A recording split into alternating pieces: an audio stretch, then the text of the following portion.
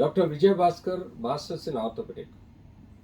గట్టి ఎముకల కోసము గట్టి ఆహారం తీసుకోవడం చాలా ముఖ్యంగా భావించడం జరుగుతుంది. ఎందుకంటే ప్రతి కణం శరీరంలో బలమైన ఆహారం తీసుకోవటం వల్లనే దాని యొక్క బలం పెరిగే ఆస్కారం ఉంటుంది. అలాగే బోన్లో కొన్ని లక్షల కణాలు కూడా ఈ యొక్క ఆహారం ద్వారానే మనకు సమృద్ధిగా బలంగా ఉంటుంది.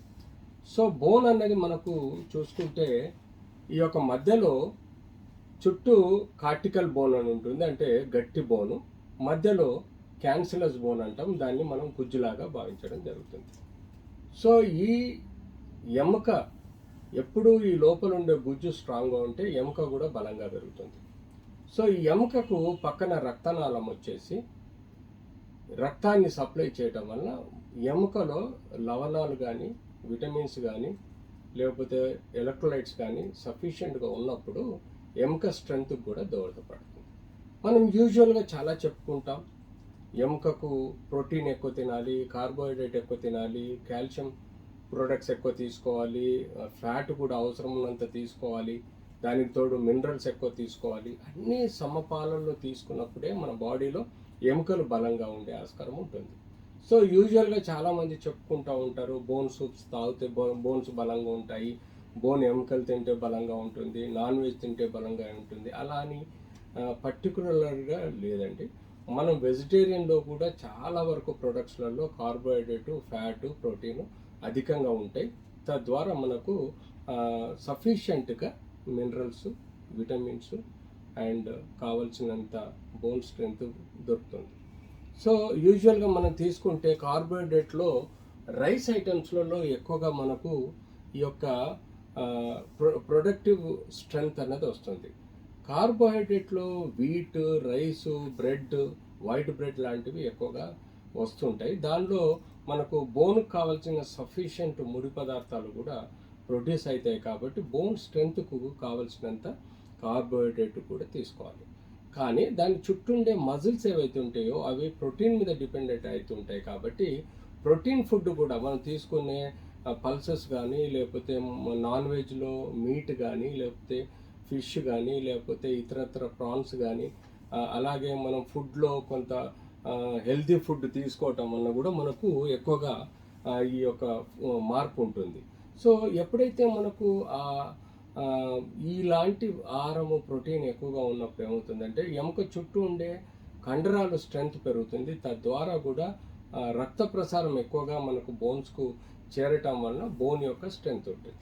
సో అంతేకాకుండా బోన్ స్ట్రెంగ్త్కు మనం రోజు కనీసం ఒక అర్ధ గంట నుంచి గంట వరకు ఎండలో ఎక్కువ చర్మం, మన బాడీలో ఎక్కువ చర్మము సూర్యరశ్మికి ఎక్స్పోజ్ అయినప్పుడు తద్వారా మనకు విటమిన్ డి, కొలోకాల్సిఫెరాల్ అనేది మన స్కిన్ లోపల ప్రొడ్యూస్ అయ్యి అది మన బోన్స్ బలానికి విటమిన్ డి అనేది ఇస్తుంది.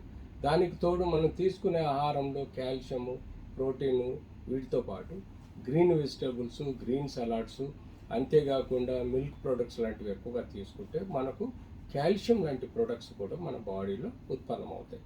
దానికి పాటు వాటర్ కూడా మనం బ్యాలెన్స్డ్ వాటర్, అంటే మనకు బ్యాక్టీరియా, టాక్సిన్స్ లేని అని చెప్పేసి జీరో బ్యాక్టీరియా, జీరో ఫిల్టర్ చేసినప్పుడు కొన్ని లవణాలు పోయే ఆస్కారం ఉంటుంది. సో మనకు కేవలం వాటర్ ఏదైతే ఉందో అది నార్మల్గా ఫిల్టర్ చేసిన వాటర్ని తీసుకొని తాగితే అందులో కావాల్సినంత లవణాలు ఉంటాయి.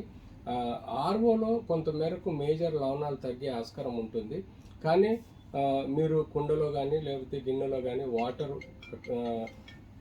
వాటిని మనము వేడి చేసి చల్లార్చి వడబట్టిన వాటర్లో కూడా మనకు కావాల్సినంత ప్రోటీన్, మనకు కావాల్సినంత మినరల్స్ ఉంటాయి. తద్వారా మనకు ప్రొటెక్షన్ వస్తుంది. సో ఇలా మనం ఎప్పుడైనా స్కిన్ బోన్స్కి కావాల్సిన స్ట్రెంగ్త్ గురించి ఆలోచిస్తే అన్నీ మనం బ్యాలెన్స్డ్గా తీసుకోవాలి, ఏది ఎప్పుడు తక్కువ తీసుకోవద్దు. మనం కామన్గా బోన్స్లలో చూసే వ్యాధులలో ఆస్టోపోరోసిస్ అనేది మేజర్ వ్యాధి అండి. ఆ osteoporosis vitamin D, calcium, minerals తక్కువ ఉండటం వలన వస్తుంది. ఆ ఆస్టోపోరోసిస్ రావటం వలన ఎముకలు మెత్తబడి చిన్న దెబ్బకే ఫ్రాక్చర్స్ అయ్యే ఆస్కారం ఉంటుంది. వెజ్ కాంప్రెషన్ ఫ్రాక్చర్స్ అని నడుములో వస్తుంటాయి, 20 ఫ్రాక్చర్స్ అవుతూ ఉంటాయి.